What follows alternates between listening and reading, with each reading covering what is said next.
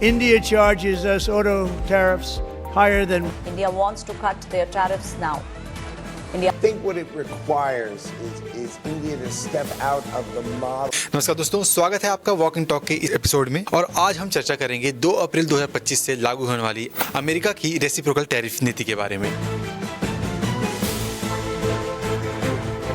और आइए जानते हैं भारत पर इसके असर के बारे में। 2 अप्रैल से अमेरिका की नई व्यापार नीति, भारत पर असर। रेसिप्रोकल टैरिफ एक परिचय। दोस्तों, इससे पहले कि हम रेसिप्रोकल टैरिफ नीति के बारे में जानें, हम अभी चर्चा करेंगे रेसिप्रोकल का मीनिंग क्या होता है।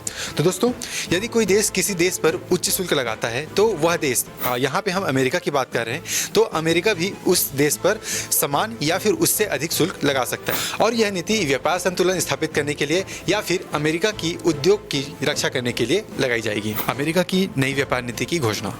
अमेरिकी राष्ट्रपति डोनाल्ड ट्रंप ने हाल ही में घोषणा की है कि 2 अप्रैल 2025 से अमेरिका रेसिप्रोकल टैरिफ नीति लागू करेगी, जिसका सीधा असर भारत पर दिखेगा और भारत के साथ साथ कनाडा और चाइना पर भी इसका असर पड़ने वाला है। from an economic standpoint, a financial standpoint, and a trade standpoint has been absolutely ripped off by almost every country in the world. Canada, Mexico, and then you just go right down the line. India charges us massive tariffs, massive. You can't even sell anything into India.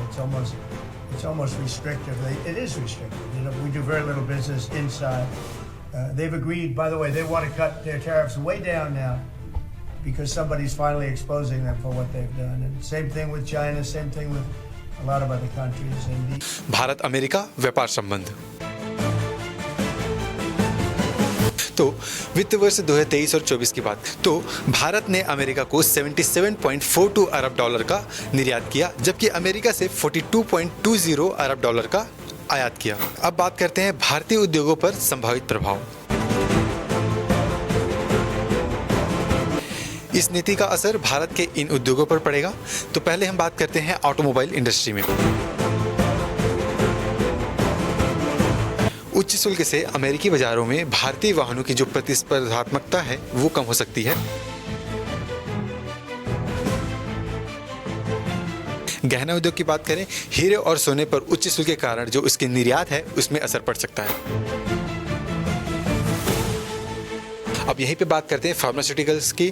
तो उच्च शुल्क लगाने से जो अमेरिकी बाजार है वहाँ पे जो इंडियन फार्मास्यूटिकल्स है, जो दवाइयाँ हैं, उसकी जो कीमतें में उछाल देखी जा सकती है। अब यहीं पे जानते हैं भारत की प्रतिक्रिया। भारत सरकार अमेरिकी नीति का मूल्यांकन कर रही है और संभावित रणनीतियों पर विचार कर रही है। कि टैरिफ वाली धमकी इन दिनों दुनिया भर में चर्चा का विषय बनी हुई है, तो वहीं भारत ने अमेरिका को टैरिफ के मामले में रियायत दी है।